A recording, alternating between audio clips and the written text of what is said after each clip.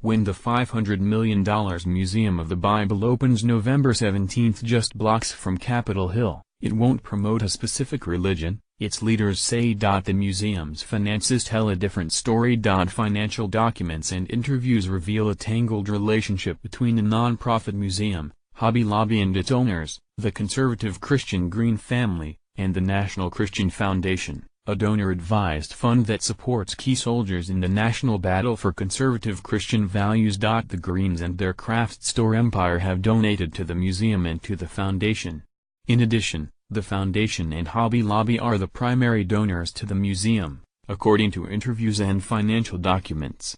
The circular relationship appears to benefit the family and the company, who have enjoyed large tax breaks for supporting their pet project. The murky ties between the three entities have attracted the attention of museum and non-profit experts who have expressed concern about the project's political agenda, potential conflicts of interest and compliance with tax laws. These questions come on the heels of Hobby Lobby's agreement this summer to pay a $3 million fine and forfeit thousands of artifacts that federal authorities said were smuggled out of Iraq. The museum's leaders play down their connections to conservative Christian causes. The museum's role is not to espouse faith, Steve Green, president of Hobby Lobby, said.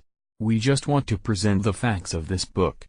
To celebrate this book, we want the visitor to make their own decision. Hobby Lobby is the family company that successfully challenged the federal government's mandate to provide contraception services to its employees as part of the Affordable Care Act.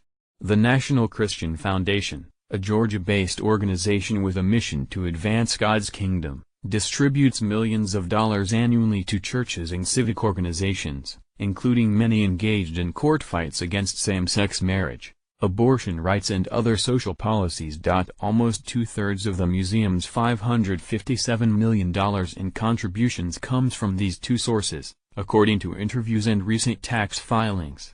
Because nonprofit groups are not required to disclose their donors, it's unclear how much of the total donations are tied to the Greens. What is clear is the craft store and the museum are deeply connected through gifts and various business deals that shuttle funds between the two for rent, administrative and curatorial services. There's a lot of room for conflicts of interest, said John E. Simmons, a museum consultant and president of the Collections Stewardship Professional Network of American Alliance of Museums. The Code of Ethics for the American Alliance of Museums says you should avoid conflicts of interest and also the appearance of conflicts of interest. They clearly view this as an evangelical outpost to Congress, said Annie Laurie Gaylor, co-president of the Freedom from Religion Foundation, who sees the museum as an attempt to redefine religious liberty and redo our history. Green would not disclose how much he has contributed to the museum.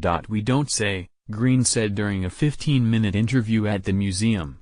Those are decisions the family makes, and I'm not at liberty to share. If I knew, I wouldn't share, but I don't know specifically. The museum's tax records show Hobby Lobby donated $201 million in artifacts, about 2,800 of the Greens' 40,000-piece collection. The family and company have given more through NCF. A lot of funding we give, whether it be here or to others, we go through NCF, Green continued. The National Christian Foundation directed more than $163 million between 2013 and 2015 to the Museum for Christian Discipleship, according to the foundation's tax returns.